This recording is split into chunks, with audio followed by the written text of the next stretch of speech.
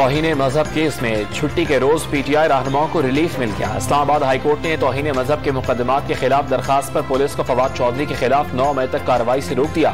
फरीकैन को नोटिस जारी। अदालत ने शहबाज गिल की वतन वापसी पर भी गिरफ्तारी से रोक दिया है।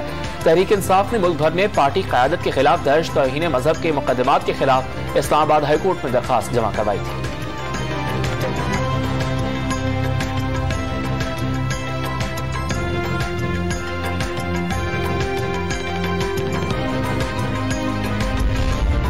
इम्पोर्टेड हुकूमत ने तौहीन मजहब के केसेस सियासी मुखालिफिन के खिलाफ इस्तेमाल करने की कोशिश की।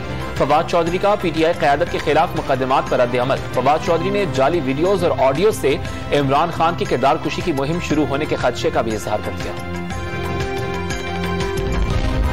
वज़ीर मनसूबाबंदी एहसन इकबाल ने सीपैक सिक्योरिटी ग्रुप का इजलास ईद के बाद तलब कर लिया। सीपैक मंसूबों और चीनी शहरियों की सिक्योरिटी का जायजा लिया जाएगा।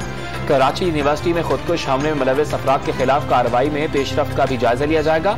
इजलास में वज़ीर दाखिला राना सनाउल्लाह समेत दीगर हुकाम भी शिरकत करेंगे।